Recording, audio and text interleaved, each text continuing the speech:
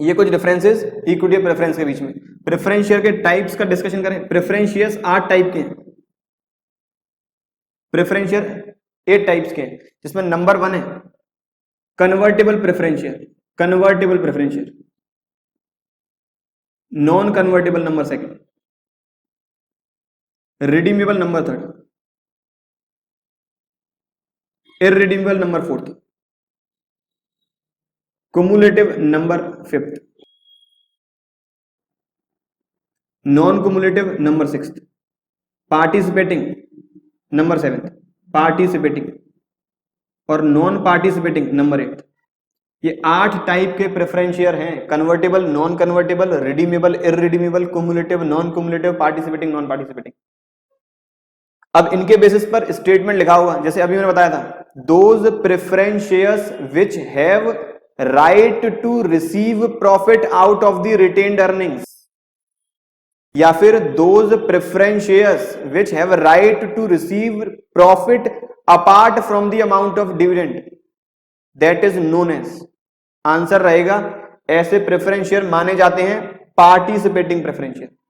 वापस में 8 का एक बार रिवीजन करा दूं।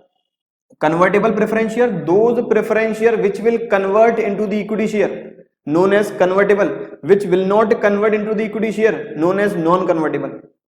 Those preference share which will redeem against cash, redeem against cash, एक समय विशेष के बाद, एक निश्चित समय के बाद कैश में रिडीम हो जाएंगे, कैश कंपनी उन्हें वापस पेड कर देगी। रिडीमेबल जो कभी भी रिडीम नहीं होंगे, इररिडीमेबल। कुमुलेटिव ये वाली कैटेगरी विशेष याद रखनी है, क्योंकि यहां पर तो हम नाम के बेसिस पर समझ जाते हैं कि इस प्रेफरेंस शेयर का मतलब क्या होगा, लेकिन कुमुलेटिव में दिक्कत होती है। कुमुलेटिव याद रखें, ऐसे प्रेफरेंस शेयर्स जिन्हें जिस साल कंपनी लॉस में है उस साल डिविडेंड नहीं मिलेगा। Those preference shares which doesn't have a right to receive dividend in the year in which company is in loss, तो उस साल का डिविडेंड नेक्स्ट ईयर, उस साल का डिविडेंड मिलेगा उस साल में जब कंपनी को प्रॉफिट होगा। तो मतलब सपोज करंट ईयर 19-20 है, इस साल कंपनी लॉस में है, तो इस साल का डिविडेंड हम आगे पास ऑन कर देंगे। मतलब करंट ईयर का डिविडेंड अगले साल के डिविडेंड में कुमुलेट हो जाएगा, जुड़ जाएगा। सपोज इस साल हमें डिविडेंड बांटना 1 लाख का है, इस साल लॉस है, तो इस साल डिविडेंड नहीं बांटेंगे। इस साल का डिविडेंड अगले साल हो जाएगा कैरी फॉरवर्ड, फिर अगले साल का डिविडेंड 1 लाख और करंट ईयर डिविडेंड 1 लाख, अगले साल 2 लाख हो गया डिविडेंड। अब अगले साल कंपनी के पास जितना प्रॉफिट है उसमें से डिविडेंड बांट देंगे। It means those preference shares whose dividend will be cumulate to the next year is an year of loss. Company will paid dividend in the year in which company is in profit. Non cumulative, those preference share which doesn't have a right to receive dividend in the year of loss and that dividend will be lapsed. Non cumulative ऐसे preference share जिनके पास कोई right नहीं है dividend receive करने का loss वाले year में, company घाटे में, उस साल का डिविडेंड भूल जाओ। अगले साल भी कंपनी घाटे में रही, उस साल का डिविडेंड भूल जाओ, वो डिविडेंड नहीं मिलेगा कभी भी। Participating, those preference shares which have a right to receive profit from the retained earnings.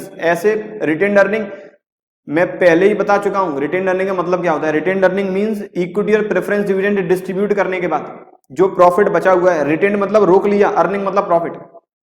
तो those preference share which have a right to receive profit out of the retained earnings known as participating.